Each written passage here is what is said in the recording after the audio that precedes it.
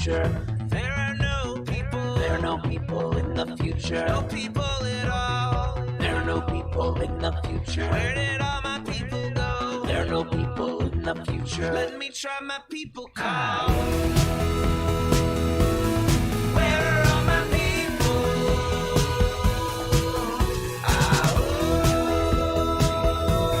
Where are all my people? I guess I'll fly away now. Hey, everybody, welcome and good morning. It is Wednesday, August 25th, 2021. Yes, welcome to Raging Chicken's Out to Coop podcast. This is Kevin Mahoney, editor and founder of Raging Chicken. Today we got a special show for you. Yep, today's special, joins our growing network of podcasts. On Monday, Out to Coop Live. We talk to progressive activists and troublemakers of all sorts, right from our own backyards from across the country. On Fridays, Sean Kitchen and I break down the good, the bad, and the ugly in state and national politics. And check out the Wednesday show, our Wednesday show with Cyril Michaleko. Cyril's a progressive columnist from the Bucks County Courier-Times, the Intelligencer. He normally joins me to drill down into Bucks County, Pennsylvania international politics. Cyril's on a bit of a hiatus right now. He's kind of like, he's just grinding out the work lately. So we've taken a little pause, which has allowed me to bring you this little back-to-school special today. You can get all our shows by subscribing to our podcast on Podbeans, iTunes, Spotify, wherever you get your podcasts. And you can help support this show by becoming a patron for as little as $5 a month. Just go to patreon.com/rcpress. And if you're listening to this show on the Podbean app, well, you can show us some love right now by hitting that green patron button at the top of the page. You can also help out the show by heading on over to our YouTube channel if you're not there already. And make sure you smash that subscribe button, like the stream for this show, and hit that notification bell so you'll know every time that we go live. You can join our Discord server. The information on that is down in the show notes for today. And look, if you want more progressive talk, you got to tune in to the Rick Smith Show's daily live stream at 9 p.m. Eastern on his YouTube channel, Twitter, Facebook. Look, wherever you get a stream, you're going to find Rick. You just got to head to the ricksmithshow.com for all the latest across all his platforms, because he's got a show on Free Speech TV. He's got a show just recently, got the show, landed a gig for a show at WBAI in New York, which is absolutely fantastic. The voice of the working class going to New York. It's fantastic. Then you can check out all his stuff right there, ricksmithshow.com. And you also, look, you know what I'm going to say, right? You got to check out the Sisters of the Night Caucus podcast. The amazing PA women stirring the political cauldron behind the podcast rock the house, and they know where the bodies are buried. That's the reason alone to tune into that podcast right there. Yep. Make sure you follow them on Twitter at the Night Caucus and subscribe to their podcast on Anchor, Spotify, iTunes, or wherever you get your podcast. And they got some live streaming that's going on there now too, which is fantastic. Attention gamers, the Game Inn, that's the Game Inn with two N's. The Game Inn is a Quakertown-based black family-owned gaming store. They're friends of the show, and they've got everything from retro N64s to the latest consoles, video games for all platforms, collectibles, action figures, Funko Pops, you name it. And look, with the start of school, you definitely want to be headed on over there with your kids who are gamers. Why? Well, with every A they get on the report card, those kids get a discount. You can check them out on their Facebook page and follow them on Twitter at the Game Inn. And look, if you got a question, you look for something that's hard to find, shoot them an email at thegameinpa@gmail.com. Check out them. Really, it's a great place. I love those folks. Special shout out once again goes to Jonathan Mann, who wrote our intro song, There Are No People in the Future.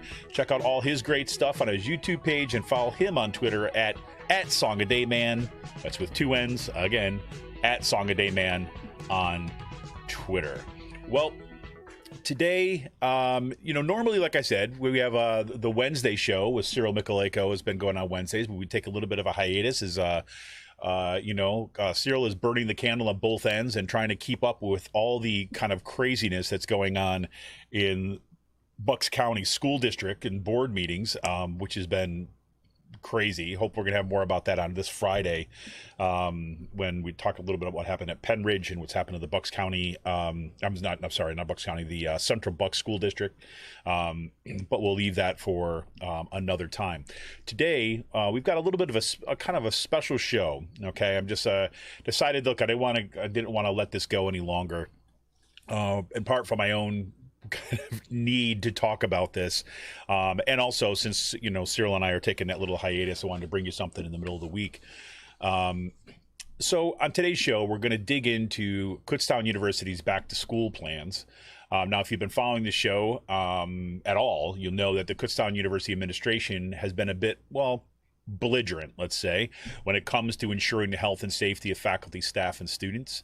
Like during the last academic year, KU had one of the highest rates of COVID in the Pennsylvania State System of Higher Education. They were number 3, right? As the Delta variant rages, KU is determined once again to head back to campus using public relations to fend off the risks. Yep, PR will do it for you. That's how they usually handle things. Well, okay, look, all credit is due. There is a mask mandate, but there will be no requirement for notifying the university of vaccination status, no systematic testing to get ahead of an outbreak, and no contact tracing. Right. And when some faculty and staff and students began to say, wait, well, why can't we do this? They're like, well, it's voluntary. To make matters worse, the administration has denied some faculty requests to keep an all online schedule. Right. So we're going to be teaching in person, but because of the health risks, especially the possibility of contracting COVID, they said, look, let's do this all online. University says, sorry, nope, no accommodation for you. Even ADA, like American for Disability Act, requests are being denied for when it comes to kind of COVID in particular. On today's show, we'll get into the story of one faculty member, Steve Oros. He's in the Department of Psychology, the Psychology Department, and he is being forced to make an awful choice between his job and his personal well-being. Today, we'll set the stage for what's happening, and next week, we'll be talking directly to those faculty members on this podcast, right? Steve has already agreed. Just want to be clear from ahead of time. He's already agreed. He shared with me everything we're going to read to you today. He's given me permission to use his name and his story, and we're looking for scheduling a time where he can come on next week so we can tell his own story too as well. But I wanted to give you a heads up and a little context. So when we have him on the show, you don't have to hear me going into all the context again. No, we can get right to his story. Now, look, there's some faculty who are not taking this lying down, and that faculty nowadays there is a petition, or rather, they're calling it an open letter, that is circulating among faculty, staff, and students and parents, and they are calling on the university to require vaccination, or at the absolute very least, mandate regular testing for unvaccinated individuals. Right? Seems mess. And hey, why not throw some contact tracing in there too as well, right? Yep. You can check out the petition at bit.ly, that's bit.ly/KU Fall 2021 petition. Or if you're watching right now on YouTube, you can check it out right here. I put it right there in the today's chat. There's a link that you can go directly there. Good morning, Emily. Emily is joining the show. And yes, time to reinvigorate the labor movement, Emily says. I agree with her 159%. There you go. So, look, let me give you a little context before we head right into Steve's story.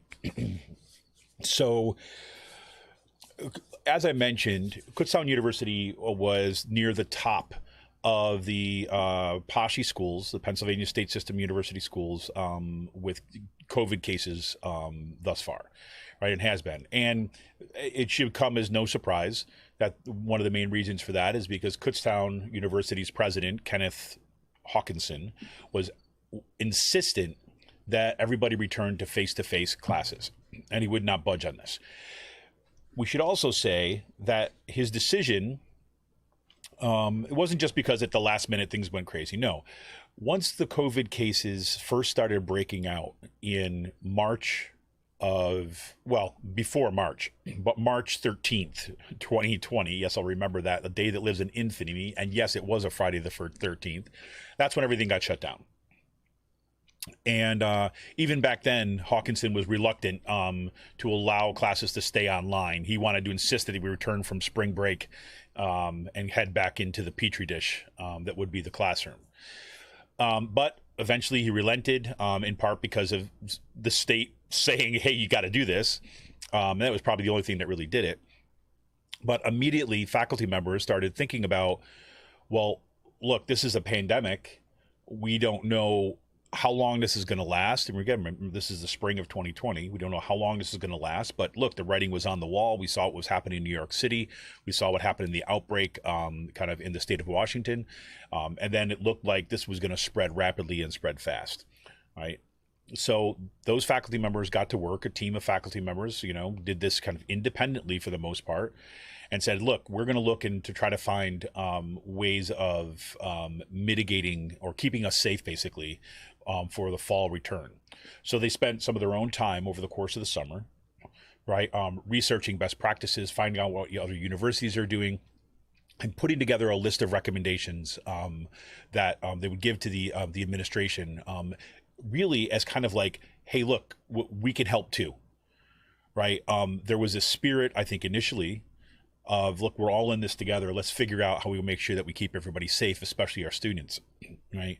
And we can't keep our students safe if we can't keep ourselves safe, right? It's like, it's the it's the airplane rule, right? That you got to pull the oxygen mask down and put it over your own face before you can help somebody else, right? Because if you're not going to be healthy yourself, there's no way that you're going to be able to help somebody else, right? So you take care of yourself and then you help others, right? So that was kind of the idea. We're going to do it all at once. All right, we're going to make sure that we're safe so that our students can be safe and so that, the business of higher education can go forward.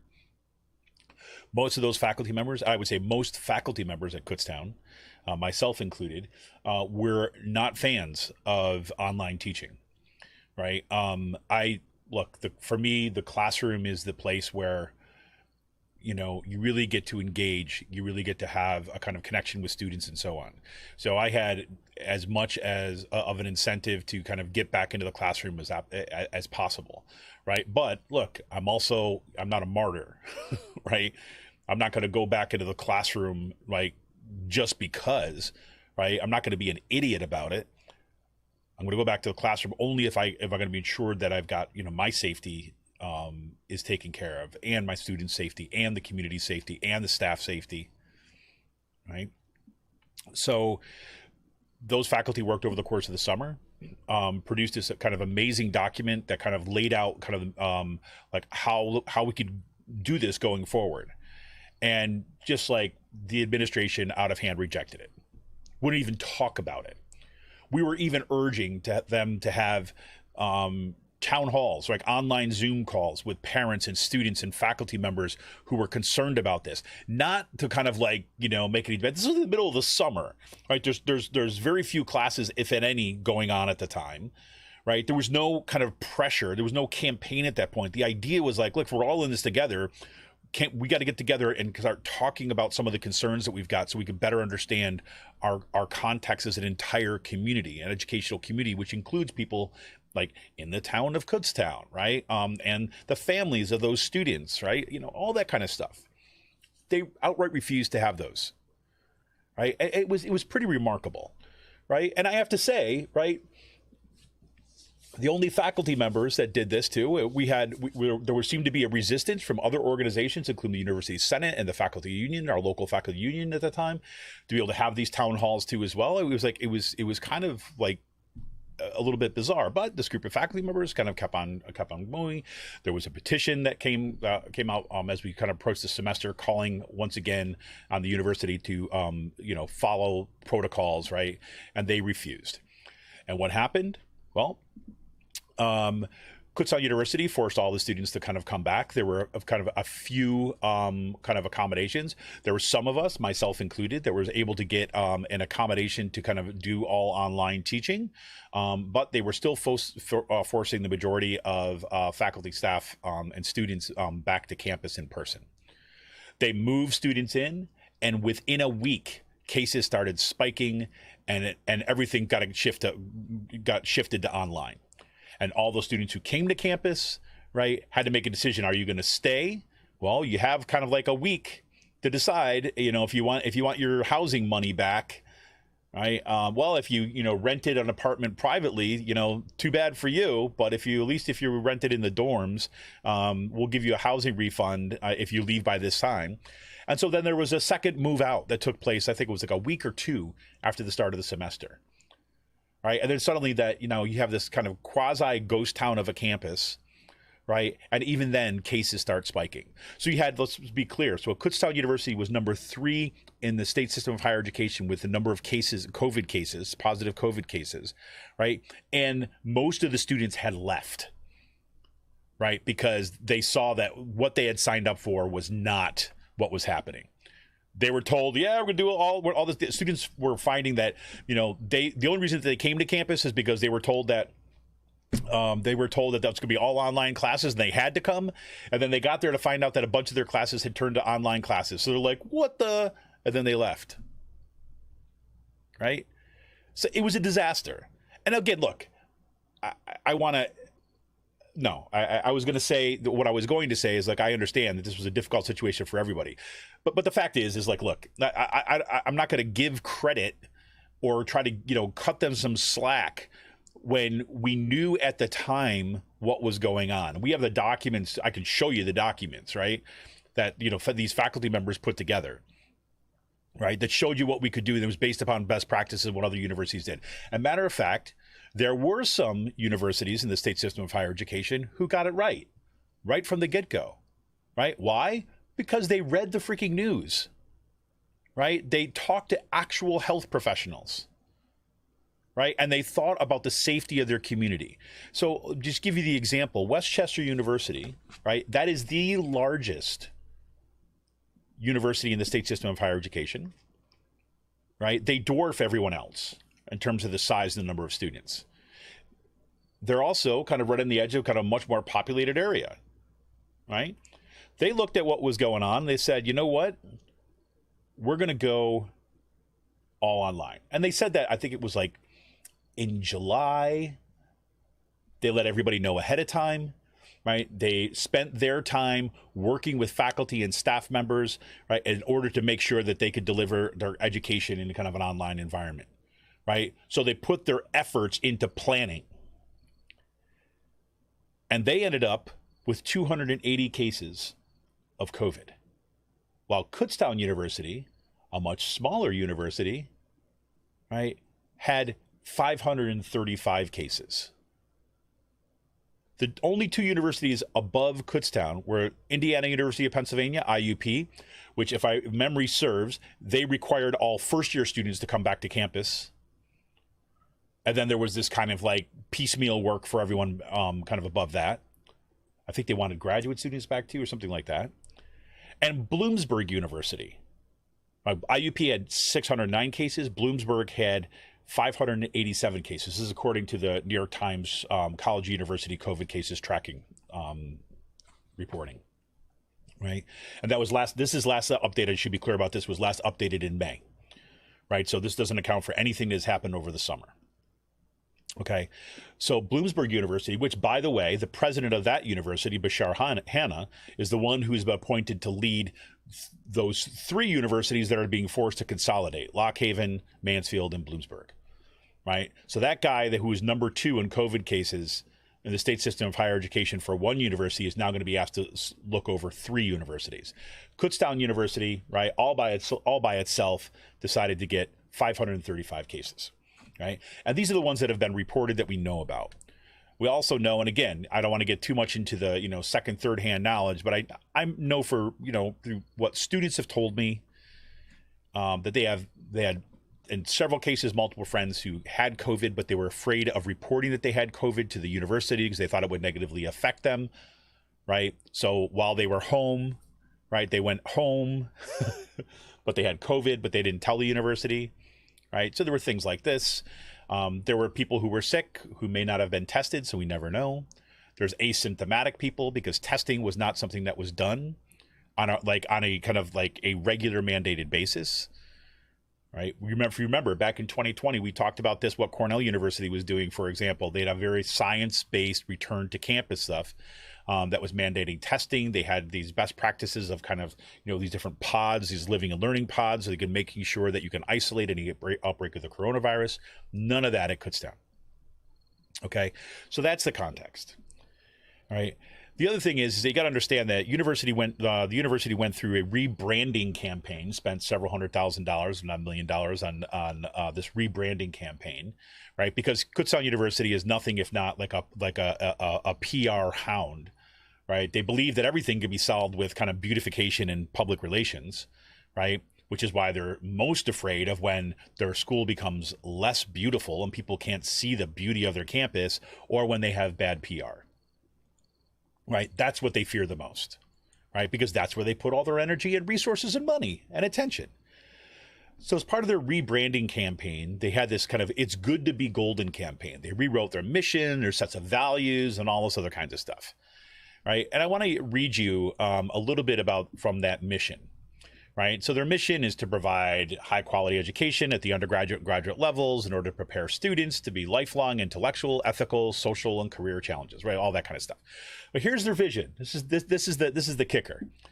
Kutztown University aspires to be a regional center of excellence, providing opportunities for advanced academic, cultural, and public service experiences within a caring community designed to promote success in a global society.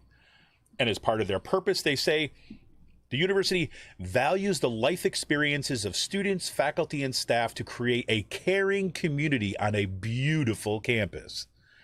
Right, so this is in their kind of mission and values statement that they've got on their website. You can go check it out. Don't need to kind of take my word for it. Go check it out. Okay. So, and if you listen to President Kenneth Hawkinson talk, he'll often bring up how KU is a caring community. And when you could provide any kind of criticism or offer or point to problems, he often says, no, we're a caring community. We take care of each other. Well, look, as someone who's been at Kutztown as long as I have, I've been there since 2002. I know what they're saying about this being a caring community is a crock of, right? And that's just from experience. That's from hearing the statements. And look, early on in my career, I bought in, right? I really believed, like the former President Javier Cevallos, I was like, all right, this guy's talking what I hear about like community engagement and, support of the students and all this. And then I watched the practices contradict the words almost immediately. And over the course of years, being able to kind of expose that guy as just being an outright liar when it come to kind of like saying that Kutztown University was in a financial crisis and all this stuff, we were able to uncover that was a complete, utter fabrication and lie. We have the documents, right? Go back and look at my reporting at Kutztown University. It'll show you. So we have that caring community, quote unquote, right? And one of the concerns, obviously, with COVID is that while many of us are vaccinated, right? We don't know how many. I certainly am. I'm vaccinated. Like my son has got vaccinated. My wife is vaccinated. My daughter, she's under 12, so she can't be vaccinated yet, right? But I mean, and most people I know that that I work with are vaccinated.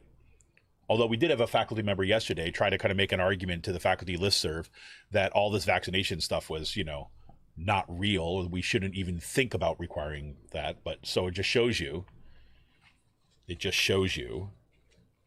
that education by itself does not necessarily lead you into a direction away from the conspiracy theories and all that. Anyways. So, Steve Oros is a faculty member in the psychology department, okay? And I've worked with Steve over the years. I mean, Steve was the guy when the university was like hearing from their accreditation people that they had to kind of have an assessment plan and all this, right? Because Steve had some experience with statistical work and he had done some of this kind of assessment stuff, he agreed to kind of step forward and lead some of those original assessment plans. And he basically volunteered time to help the university. He volunteered his own time. He went department to department to try to work with faculty. And look, faculty sometimes, especially stuff like assessment, are not going to be easy to work with. I certainly was not easy to work with. I still think the way it was happening with all this assessment is just nonsense. It's busy work and it's something here, but that'll take me another week. But anyways, like he was a good soldier for that, right? I mean, he actually did, and look, he listened, right? He was trying to talk about how to go up with it. So he did all this stuff for years. Right. And that didn't make him the most welcome person. Right. They'll come over and say, OK, we're going to talk to assessment. And then you get into a room of faculty. We're going to roll their eyes. Oh, my God. Right. But look, he did it because he believed in it. Right. And he wanted to help out. And I remember when they first decided, oh, you know what? We need to put some resources behind this, right? We're going to hire like a vice president of assessment and put together a team and all this stuff. You know what the first thing that they did is they said, bye, Steve. We're not going to give you the resources. We're going to go hire somebody else. We're going to go hire somebody else as an administrator to come in and do this who has no experience at the university. Yeah, that's what we're going to do. And so they just blew him off.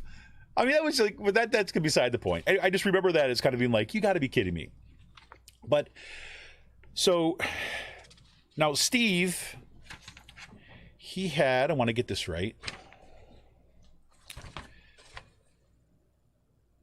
Steve had a heart transplant back in February, right? I didn't know about this until he was sharing this here, right? I was, especially last year, I had my blinders on. We're trying to kind of keep everything together in my house and my kids home with, schooling and trying to teach online, all that stuff. And so if this kid came, I didn't know this, right, until just recently. So he had to have a heart transplant, right? It's pretty serious. And from everything that he said, that he's kind of conveyed to me too, as well as like, it's been a tough go. But, he's been doing the therapy. He's been, going through all the exercises and kind of the medical treatment that he's needed to kind of get himself back up to health. Right. And at some point, right, he had to take a leave last year, right, because of the heart transplant. Obviously, if you're gonna get a heart transplant, it's not going to be like, okay, you can be back in the classroom in 2 weeks. So he had to take a leave last year. And just some point this summer, later in the summer, his doctor basically said, listen, we think it's okay if you kind of go back to work. Right. But they had a whole bunch of concerns with that. Right. And, the idea, you have to watch stress levels, obviously, like that. And obviously, we're in the middle of a pandemic, just as the Delta variant is spiking, you're at high risk. Right. So Steve, being the stand-up guy that he is, right, he doesn't, he said, well, I want to get back to work. Right. But I've got to take my health into consideration. So he writes this email to Human Resources, to the Director of Human Resources. He says, hello. Unfortunately, I find myself in a position of having to request approval to conduct my fall 2021 courses and office hours remotely. Would you please let me know what specific information and forms are to be requested from doctors? Right? Just very kind of, look, I don't want to do this, but this is what we're going to have to do. And so he sends that. And let's see. A week later, he gets an email back from the Director of Human Resources, Jennifer Weidman, and says, good evening, Dr. Oros. I understand your concerns about returning to the classroom in person this fall. Unfortunately, there is no provision for you to convert your in-person courses to an online modality for the fall semester. As you know, the flexible work arrangements only pertain to the last academic year. You could apply for an ADA accommodation, but under the ADA, an accommodation is not considered reasonable if it is a fundamental alteration so significant that it changes the essential nature of the goods, services, facilities, privileges, advantages, or accommodations offered. Changing the modality of a course from in-person to online would be considered a fundamental alteration. You could continue your leave contiguous with your FMLA leave from spring, using up to 15 paid sick days and 2 personal days for the fall semester. After that time, your leave would be unpaid for the remainder of your semester because the limit of 90 paid sick days in any given calendar year. You use 75 days in the spring 2021 semester. While unpaid, this leave would still continue your benefits, so please let me know if you wish to pursue this route. I recognize that these are not the answers that you want to hear, but these are the constraints within which we are operating at this time. Please let me know how else I can help. You get that? Say, look, you can go ahead and file an ADA request, but I'm already telling you right now that we are going to make a case that you shifting from courses, in-person courses, to online classes is going to not qualify for that ADA. So I'm just telling you, you want to go through that, you go ahead. I'll give you the links. But we're going to tell you right now, we're going to consider that a fundamental alteration. a fundamental alteration so significant, right? Now, remember, in the middle of a semester, faculty members shifted from in-person to online and worked our tails off to deliver the same kind of quality of education under the worst conditions. And now they're saying, oh, no, that's not even the same thing. That's not even the same thing. They told us at the time, oh, we're going to make sure you know, the same thing. Right? Okay, so Steve, justifiably pretty pissed at this point, writes back the next day, says, hello, Jennifer. I did receive your response to my request for remote teaching considerations, given my high-risk status, defined by the CDC, as a recent, less than 6 months ago, solid organ heart transplant patient. I do thank you for your response. I would be lying, however, to say that I respect your decision to deny my request for remote teaching. This is due to the fact that, as you state, this decision will require me to take unpaid leave despite undergoing an intensive pre-surgery evaluation process, a major surgery, and then developing and maintaining demanding lifestyle changes involving nutritional changes, repeated blood testing, heart tissue biopsies, cancer screenings, 4+ months so far of participation in physically demanding cardiac rehabilitation program, etc., in an effort to be able to return to work. An effort, I should note, that has led my doctors to approve my request to return to work under some conditions sooner than they had anticipated. Although, upon reflection, perhaps I should actually thank you, as your decision has also given me options of retiring or applying for disability. Yippee-yi-yo-ki-yay. I only have one question for now, given that I may be asking others in a different context at a later time. How did KU decide that remote teaching constitutes a, quote, fundamental alteration so significant that it changes the essential nature of the goods, services, facilities, privileges, advantages, or accommodations offered, unquote, thus rendering it an unreasonable accommodation under the ADA? This decision, in my opinion, is especially curious given the framework for remote teaching and fulfilling other professional obligation has been in place, available, and has been used for quite some time, extending back to actual pre-pandemic times. I have 3 other reasons for asking this fundamental question. 1, the answer will prove helpful to other members of the KU community that are being placed in a similar situation as mine. 2, it is my understanding that the ADA requires such a decision to be accompanied by a written statement explaining the reasons for reaching the decision, and he gives a link to those requirements under the ada.gov. And given the transparency that Kutztown University strives for, don't we, this statement should be shared. And 3, the American Federation of Teachers, and gives a link to this, along with other organizations, seem to take a different perspective when they state that remote teaching should be considered a reasonable accommodation under the ADA during this pandemic. I look forward to receiving your answer to my question during this ongoing pandemic. I am sure that it will be useful for those of us being put in situations that are forcing us to choose between surviving financial losses or surviving the virus. You got that?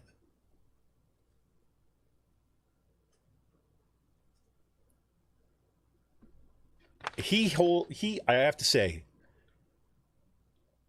he had more restraint in this email that I could possibly have mustered at that time. I am, this is like a month before the semester, and he gets hit with this ton of bricks by saying, nope, sorry, I'm not going to help you. Despite the fact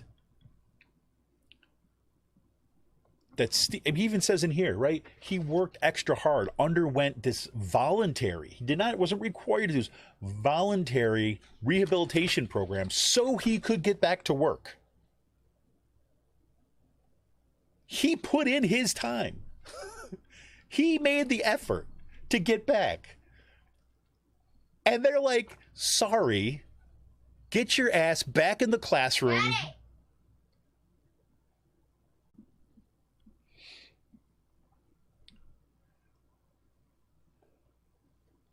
It's pretty remarkable. So here's the response. The response is, good afternoon, Stephen. My email should not be construed as a denial of an ADA request. There is a process to request an accommodation letter under the ADA, so you would contact Disability Service Office to begin that process. Should you submit the request for accommodation, it would be evaluated and responded to according to that process.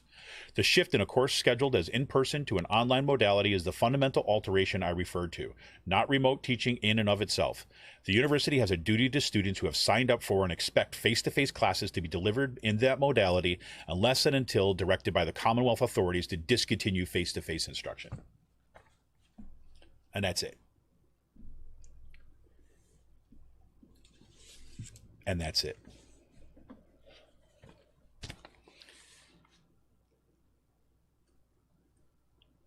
So guess what he does? He goes through and he files that paperwork. He jumps through those hoops.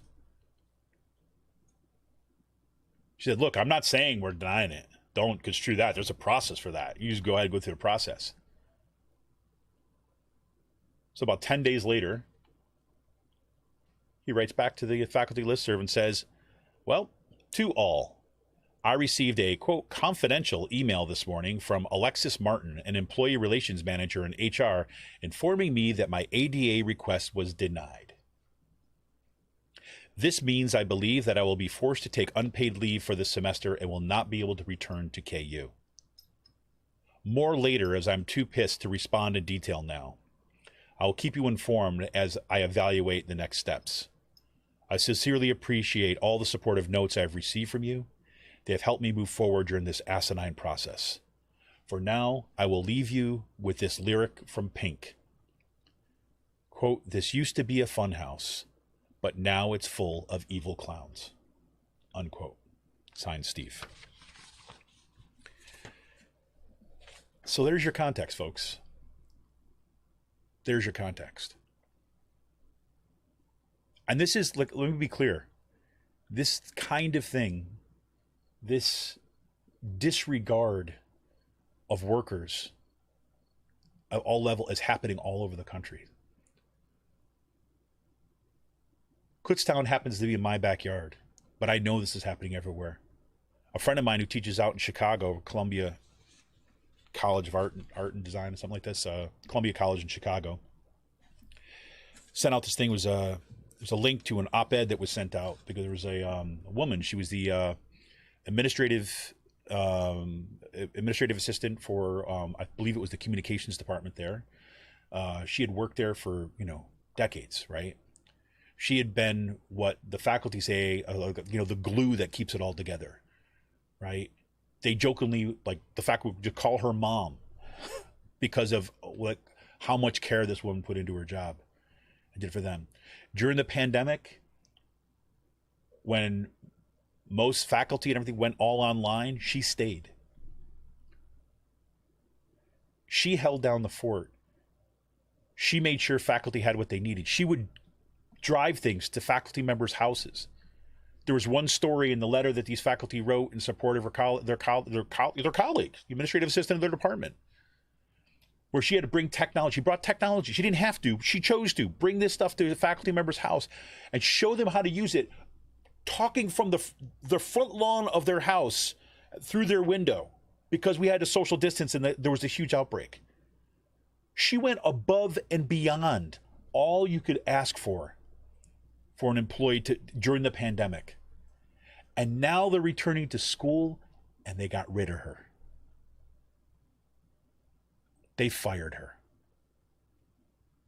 And as my friend Doug put it, the university knows all the costs and none of the values. They just kicked that woman to the curb after she was the glue that even made education possible in that department, and they threw her away. Steve Oros had put up, he had given to the university. I look, as long as I've known the guy, he's given to the university. And this is the thanks he gets. Yeah, you can just take unpaid leave. Sure, go ahead. Well, at least you get to keep your benefits. Well, that's a plus. given the fact that he just had open hearts or he had just a heart transplant. Gee, you're so freaking kind. And so now, think about this. In my department, right, we had faculty members leave this last year, and there's complex reasons for that, and I'm not going to get into it. But just like, I mean, in terms of why they did, and one of them left, I know, for example, because she wanted kind of accommodation. She wanted to try to make it work because she had to take care of a sick family member. University said, nope. So she said, bye-bye. See ya. Okay. Then I'm gone. And I'm sure that the accountants and the administration also were like, oh, look, the money we just saved. Yeah, but guess what? What about the classes she was supposed to teach? Right now, we have one section of composition, right, that's full of students. It's got no teacher, right? And guess what? Our chair keeps on saying, look, I got to help. Somebody can help. Nobody wants to teach it. Why? Because we've been treated like crap. And now, Steve Oros, who's got a full schedule, he's looking for a way to make it work. And the administration is going to say, no, see ya. Screw that. We're going to save the money. What about all those students? So he's going to probably retire. He's going to leave. He's not going to come back. Now you got 4 sections, 4 classes. I don't know what the enrollment is in each one of those classes, but now suddenly they don't have a faculty member. They could have had a faculty member. Yes, there would have been a little bit of adjustment, but now they don't have one. Kudos, KU. That's a caring community if I ever heard of one, right? And I should say this too as well. This is not the first time something like that. Oh, I should say, and I should also say, before I even get into this next part, I also say is Steve is not the only faculty member who's dealing with this right now. He just happens to be the one who's put his name forward and said, I don't care. People need to know what's going on.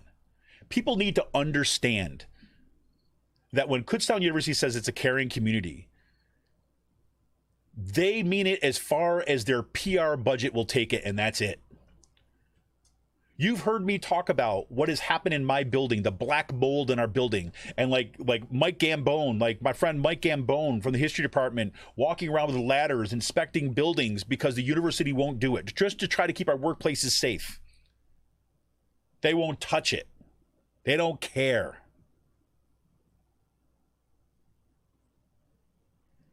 This is when you're talking about, say, people's lives.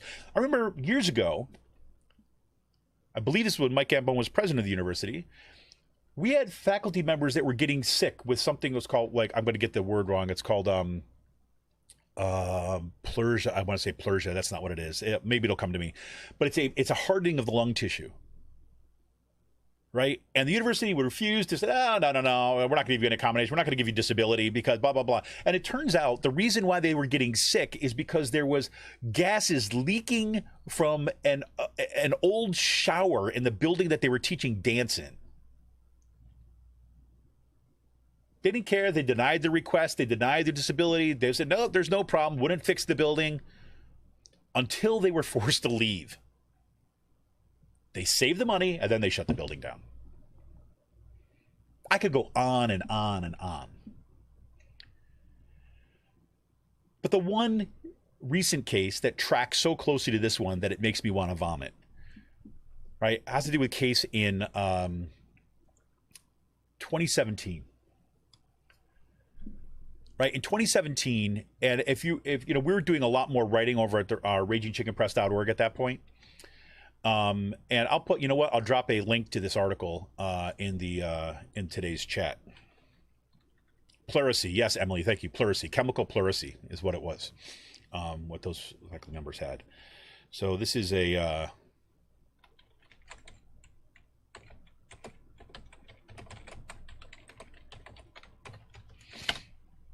it's an article I wrote back in 2017. After I found out about this. It's called Precarious Life, Kutztown University Adjunct Kicked to the Curb Right Before Critical Surgery. All right, let me just read you just a little bit of this. So on Wednesday morning, this was September 22nd. So on Wednesday morning, faculty members at Kutztown University opened their morning email to find a heart-wrenching message from Dr. Amanda Morris, president of the Kutztown chapter of the faculty union ABSCUF at that time. Quote, "Good morning, everyone. Although there is not much good about it today," unquote, the email began, "an adjunct faculty member is in need of major life-saving surgery," Morris explained. The surgery itself was not the problem. The problem was that the adjunct faculty member no longer had health insurance. Kutztown University had just fired that faculty member. The faculty member did not, quote, "have enough sick time to cover the estimated time that they would be out, which could possibly be the entire semester," unquote, Morris explained. So with critical surgery right around the corner, one of the university's most vulnerable faculty members was now out of work and without health insurance. Morris was alerted to the dire situation of the department chair the previous Thursday. The adjunct faculty member's colleagues had already agreed to overloads to cover courses, and that department's faculty, quote, "volunteered to donate their own sick time to alleviate this person's lack of sick time," unquote, wrote Morris. There was one hitch. Morris would need to secure a local agreement with management that would allow faculty members to donate their sick leave to their colleague. Morris never got the chance. In her email, she explained that late Monday afternoon, she got the bad news. Quote, "On Monday, the chair of this adjuncts department wrote me a simple email alerting me that HR had fired the person. Simultaneously, I discovered from another meeting that the person's benefits were cut off, leaving one of our most vulnerable colleagues without an income and without health insurance a couple weeks before major life-saving surgery." Morris told me in an email interview that she immediately contacted the university president, Kenneth Hawkinson, asking him to call her as soon as possible, which he did. And she said, "I explained to him the situation and asked him for his help," Morris told me. "I asked point blank for him to please intervene to work with me to fix this because this decision to fire an individual and leave them without an income or benefits right before major life-saving surgery was just wrong." According to Morris, Hawkinson agreed to look into the matter and meet with her on Tuesday morning. But Tuesday morning brought more bad news. Morris met with the university president, Hawkinson, the provost, Dr. Ann Zayatz, and the director of human resources, Sharon Pikus, at the time. Quote, during this meeting, I could see that all three administrators had notes and directives that appeared to come directly from the chancellor's office, and that is how they presented them, Morris said. They agreed with me about how awful the situation is, but deferred to the chancellor's office decision to not allow them, the local administration, to work a local agreement with me, or at that point to reinstate the faculty member. So that person was cut to the curb, throwing their hands up. There's nothing we can do. It's the way the cookie crumbles. It is what it is. Another life. People die all the time. That's what Kutztown University's caring community looks like from these perspectives.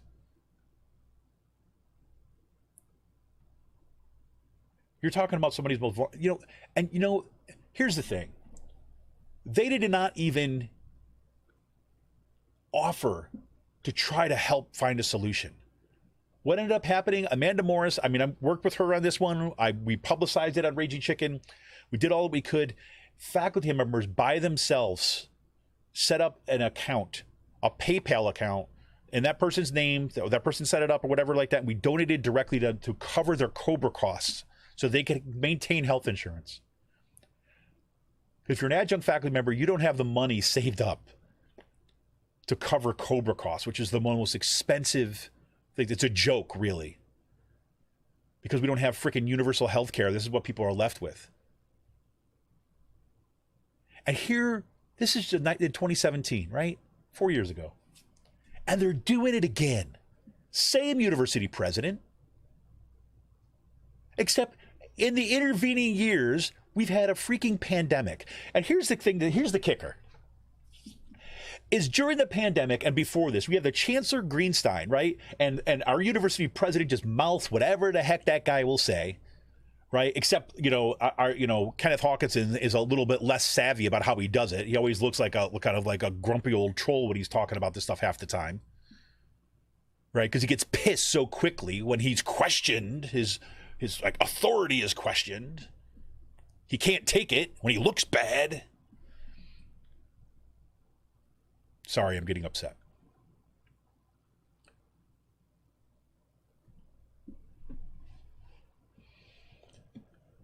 But this is what happens. They were telling us that we have to be more flexible. That when we're presented with a challenge, we should innovate and find ways of making it a win-win, right? You've heard me talk about the win-win stuff for a while, right? And you know what? During this past year, I know I'll speak for myself, but I also know a conversation I've had with multiple faculty members. We found things, we found tools, we found technological tools, we found different strategies for kind of engaging students online, right? In some ways, there's certain parts of our teaching that got better, right? Because we had to look at everything through fresh eyes again and thought about ways of engaging students. And I, for one, for example, found out that I had more students that were showing up to my office hours on Zoom than I did when I had my regular office hours on campus. So I'm like, oh, I'm just going to incorporate that into my regular teaching now.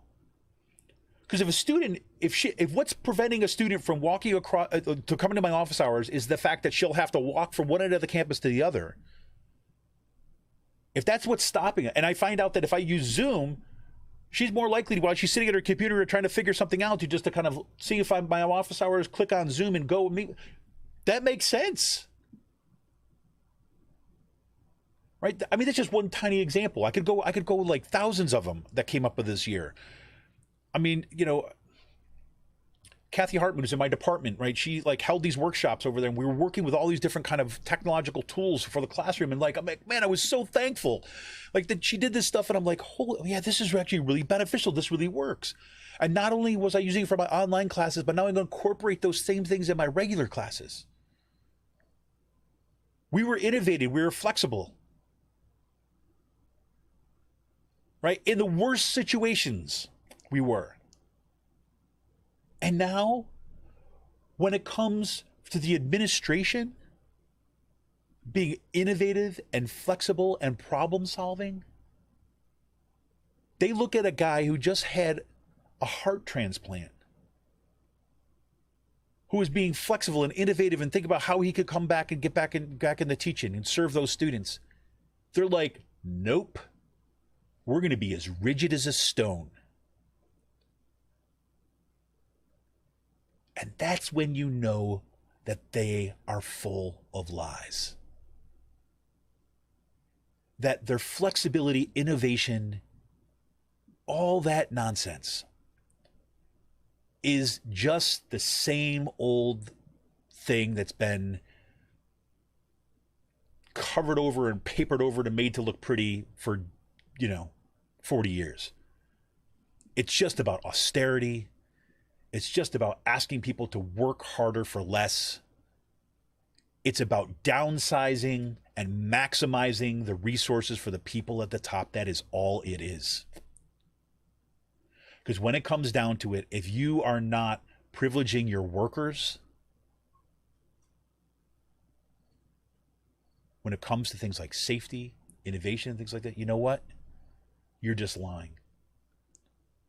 You're using it because it sounds good and it has been tested language and focus groups that makes everybody feel good, and it's good PR.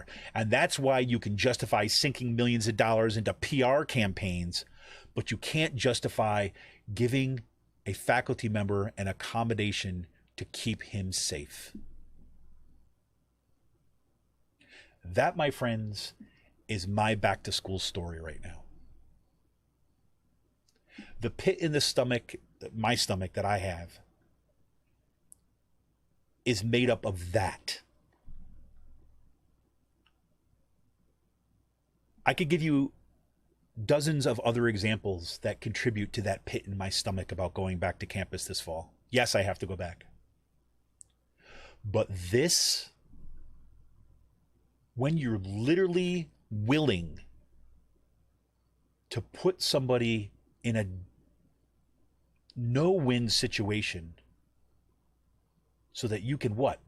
Smooth out your balance sheets?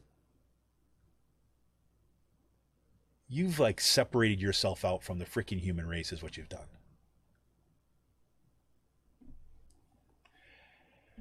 So this is why I wanted to come to you today. This is a story that should be blasted from newspapers and TV programs across the state, across the nation. Steve Oros has put himself out there and basically said, look, I don't care. I'm willing to have my story out there. My story needs to be out there because it might help other people too. People need to know this is what's going on because it's happening to more people than just me. That's what he told me. Even in the worst circumstances, this guy is thinking about other people. And not just in like,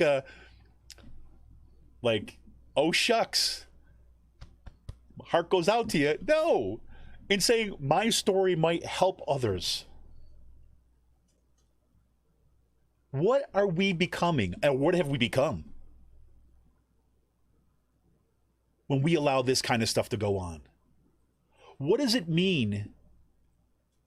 You know, this is what Emily said, right? In the in the chat today. You know, it's time to reinvigorate the labor movement. Yeah. What does it mean that a faculty union, for example, is going to throw up its hands and be like, oh, nothing we can do about it? We're all going to feel bad for Steve. What does it mean that this is happening to, you know, administrative assistants out in Chicago, across the country? What does it mean that this is happening to frontline workers? You know, I have lots of people I know, right, family members and all this who work in healthcare, and they'll be the first to tell you, healthcare is breaking down because they can't take it anymore. Because you know what? The same thing that happened to higher education started happening about 10 years ago is all happening to them now. And in the midst of the pandemic, guess what they found? A lot of good people saying, you know, support our frontline workers. Yeah, but you know, I'm not going to get a vaccine, or I'm not going to take my precautions.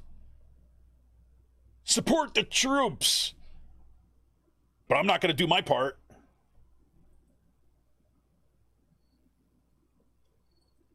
This is bad. So, like I said, next week, assuming we can find the time, I'm pretty confident that we're going to be able to find the times. I'm going to have Steve Oros on to talk about his story, and I'm hoping. I don't know. I don't have any confirmation of this too as well, but I know there's other faculty members who are in similar situations. And if they're willing to tell their story too as well, I'd love to have them on too with Steve, or independently. Doesn't matter to me. To let people know what's going on.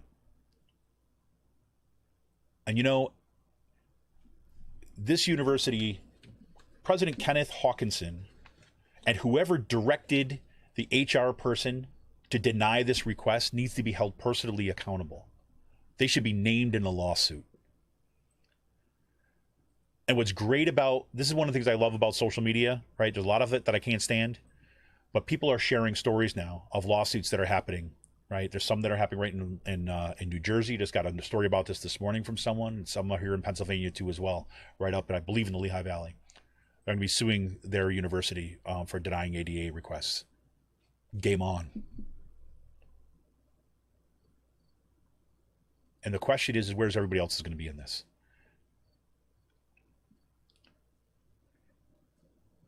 The irony of me telling you this story here today is I guarantee you this. I guarantee this. I'm not going to be making friends for doing this, but there will be faculty members and there will certainly administrators who are going to be pissed off at me and Steve for telling this story publicly. And they will say things like, the administration will say things like, you're giving the university bad press at a time of crisis. bad PR. We're going to look bad.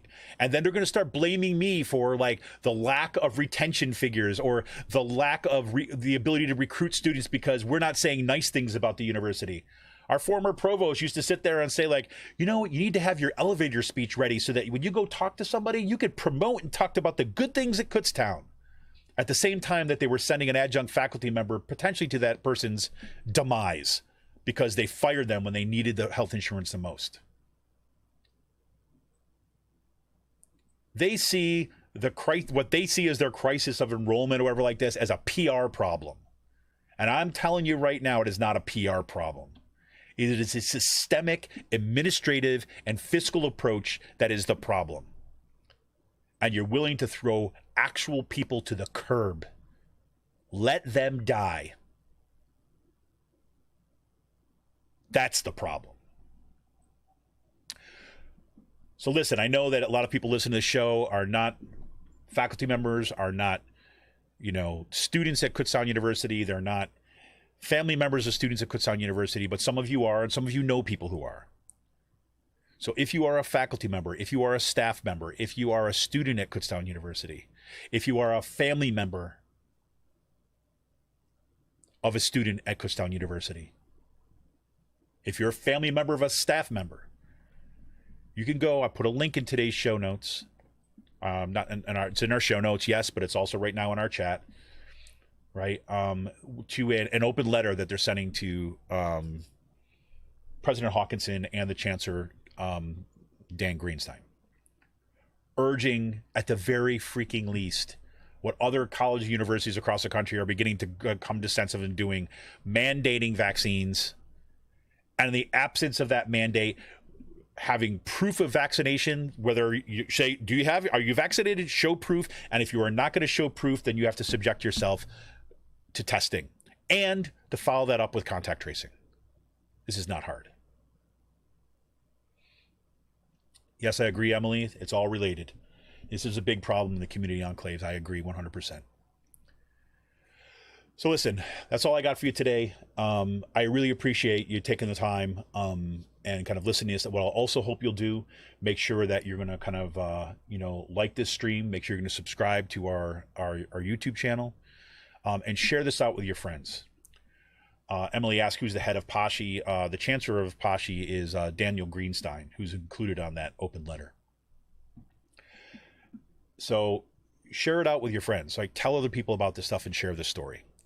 And make sure that you tune in next week when you get to hear from Steve himself about what's going on. Look, and it's back to school, and everyone at the level of, if you got kids that are going back to school in K through 12, if you got kids that are going back to school for college, young adults going back to college, if you're a teacher or a staff member in a school or a college or university, you're going back, like, let's try to find ways of taking care of each other, right? And then when we see the systems around us abusing people, to refuse that collectively, to not stand by and allow the abuse to continue. Michael Brooks, who was the co-host of the Majority Report, just an amazing human being who died suddenly last year, used to say, be kind to individuals, be ruthless to systems. And I think that's where we have to be. Anyways, this is Kevin Mahoney, editor and founder of Raging Chicken. I appreciate all of you out there who take the time to kind of listen to the show and are doing whatever you can to keep people safe and, to bring justice and equity to this world. So you can tune in on Friday with our regular show with Sean Kitchen. We'll be talking about our politics and our news roundup for the week. I miss him too, Emily. I miss Michael Brooks. But until then, look, you can help support this show. You can support the work we can do. Try to get the voices of people out, to a broader context. You can help support this show by going to patreon.com/rcpress. You become a patron of the show for as little as $5 a month. Patreon.com/rcpress. Look forward to seeing you on the flip side, everybody. We're out. Let me See try my people call?